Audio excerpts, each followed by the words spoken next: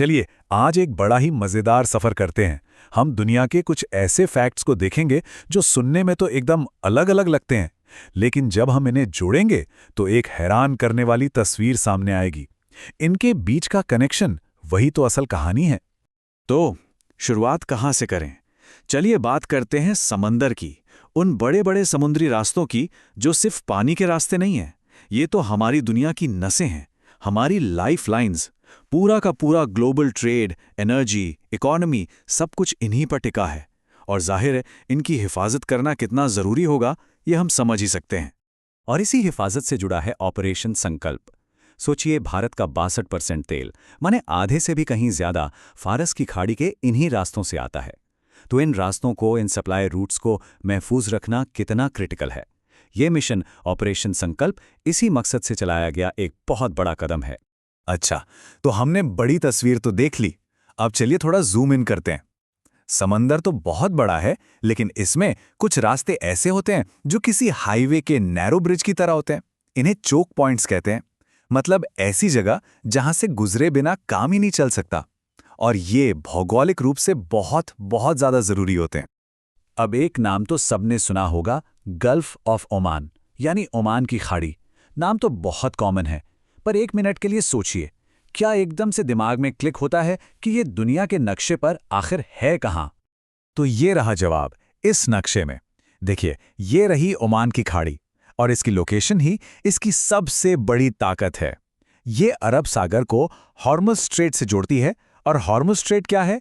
वो है फारस की खाड़ी का एंट्री गेट, मतलब अंदर जाने का यही एक मेन रास्ता है। और जरा देखिए इसके आसपास कौन कौन से देश हैं। एक तरफ ईरान, पाकिस्तान, दूसरी तरफ ओमान और यूएई। और ओमान की राजधानी मस्कट तो बिल्कुल इसी के किनारे पर है। तो जब इतने सारे अहम देश इसे घेरे हुए हैं, तो इसकी स्ट्रेटेजिक इंपॉर्टेंस, मतलब सामरिक अहमियत, कई गुना बढ़ जाती है ना? कमाल की जगह। ठीक है, तो समंदर की गहराइयों और उसके स्ट्रैटेजिक रास्तों की बात हो गई। अब पानी से निकलकर जरा ऊंचाइयों पर चलते हैं, पहाड़ों की तरफ।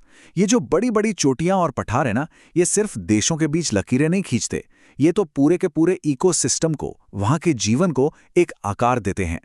तो ऊंचाइयों की बात चली है तो एक सवाल तो बनता है। एक छोटा सा गैस गेम खेलते हैं। दुनिया का सबसे ऊंचा एक्टिव वॉल्केनो, माने ऐसा ज्वालामुखी जो अभी भी एक्टिव है, वो कहाँ होगा? और जवाब है चिली और अर्जेंटीना के बॉर्डर पर। इसका नाम है नेवाडो ओजोस डेल सलादो, जो एंडीज माउंटेन रेंज में है। सोचकर ही अजीब लगता है ना कि दुनिया का सबसे ऊंचा एक्टिव वॉल्केनो यहां इन दो देशों की सीमा पर है। कमाल है। तो एक ज्वालामुखी की चोटी से उतरकर अब एक बड़े से पठार, एक प्लेटो की तरफ चलते हैं। नाम है शॉन प्लेटो। कभी सुना है इसके बारे में? ये साउथ ईस्ट एशिया में है, पर आखिर है कहाँ? तो देखिए, इसका मेन हिस्सा तो ईस्टर्न म्यांमार में पड़ता है, लेकिन ये सिर्फ वहीं तक सीमित नहीं है। ये चीन, थाईलैंड और लाओस तक फैला हुआ है। असल में ये पूरे इंडो चाइना हाईलैंड सिस्टम का एक बहुत जरूरी हिस्सा है। यहाँ ऊंची जमीन भी है, घुमावदार पठार भी, और गहरी गहरी नदी घाटियां भी। ओके, तो हमने अभी तक बड़े बड़े नक्शे, पहाड़, समंदर देख लिए। अब थोड़ा और माइक्रो लेवल पर जाते हैं। जरा उन छिपे हुए जेम्स, उन अनोखी चीजों को देखते हैं जो हेल्थ, एग्रीकल्चर और बायोलॉजी में छुपी हुई हैं, क्योंकि अक्सर यही छोटी छोटी चीजें दुनिया को ज्यादा इंटरेस्टिंग बनाती हैं। तो हेल्थ की बात करें तो एक शब्द है जो हम न्यूज़ में, रिपोर्ट्स में बहुत सुनते हैं, स्टंटिंग, कि बच्चे स्टंटेड हैं। पर इस शब्द का असली टेक्निकल मतलब क्या है? क्या होता है स्टंटेड होना? यहाँ 3 चीज़ों में फ़र्क समझना बहुत ज़रूरी है। देखिए, स्टंटिंग का मतलब है जब किसी बच्चे की हाइट उसकी उम्र के हिसाब से कम हो। ये दिखाता है कि उसे लंबे समय से, मतलब क्रॉनिक, सही पोषण नहीं मिला। दूसरा है वेस्टिंग। इसमें हाइट के हिसाब से वजन कम होता है। ये हाल फिलहाल के यानी एक्यूट कुपोषण को बताता है। और तीसरा है अंडरवेट, जो इन दोनों का कॉम्बिनेशन हो सकता है। अच्छा, हेल्थ से अब थोड़ा पेट पूजा की तरफ आते हैं। बात करते हैं असम के एक खास चावल की, जोहा राइस। इसकी सबसे बड़ी पहचान है इसकी जबरदस्त खुशबू। ये इतना खास है कि इसे 2017 में जीआई टैग, यानी ज्योग्राफिकल इंडिकेशन टैग भी मिला। और बात सिर्फ खुशबू की नहीं है, ये सेहत के लिए भी बढ़िया है। इसमें ओमेगा 6 और ओमेगा 3 जैसे जरूरी फैटी एसिड भी होते हैं। अब चावल से सीधा चलते हैं एक ऐसी दुनिया में जो अंधेरे में रहती है। मिलिए मायोफेन्स कैंपेसी। इसे असैसिन बग या हत्यारा कीट भी कहते हैं और इसकी कहानी बड़ी अनोखी है।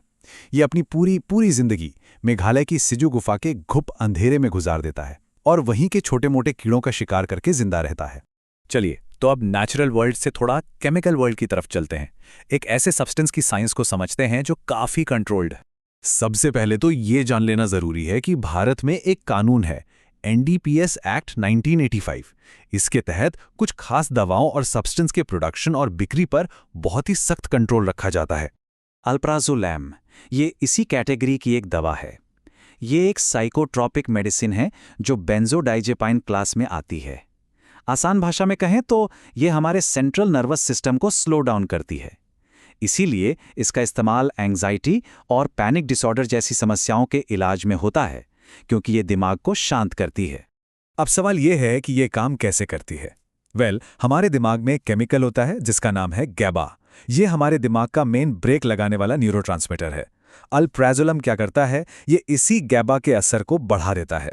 तो जब ब्रेक्स ज्यादा लगते हैं तो दिमाग के सिग्नल्स धीमे हो जाते हैं। नतीजा, एंग्जाइटी कम होती है और एक शांति, एक रिलैक्सेशन की फीलिंग आती है। तो देखिए, हमने कहाँ से शुरू किया और कहाँ पहुँच गए। समंदर से पहाड़ों तक, फिर एक चावल से गुफा के कीड़े तक, और आखिर में एक दवा के साइंस तक। अब वक्त है इन सारे डॉट्स को कनेक्ट करने का, इन सब बिंदुओं को जोड़ने का। एक बहुत अच्छी कहावत है कि बीज को फसल बनने में वक्त लगता है। हमारी नॉलेज के साथ भी तो यही होता है ना। ये जो अलग अलग जानकारी के छोटे छोटे टुकड़े हैं, जब ये धीरे धीरे जुड़ते हैं तभी तो दुनिया की एक बड़ी, एक कंप्लीट पिक्चर समझ में आती है। आज की हमारी पूरी बातचीत का मकसद भी यही था। जो जहाज हमारी सप्लाई लाइंस को बचा रहे हैं, असम की घाटी में जो चावल उग रहा है और मेघालय की एक गुफा में जो कीड़ा रह रहा है, इन सब के बीच एक कनेक्शन है, एक छिपा हुआ धागा है। हमारी दुनिया ऐसे ही अनगिनत कनेक्शंस का एक खूबसूरत जाल है। तो जाते जाते बस एक सवाल, जब हमारी दुनिया इतने सारे छिपे हुए कनेक्शन से भरी पड़ी है, तो सोचिए अगला कौन सा राज है, कौन सा नया कनेक्शन है जो हमारे सामने आने का इंतजार कर रहा है। सोचते रहिएगा।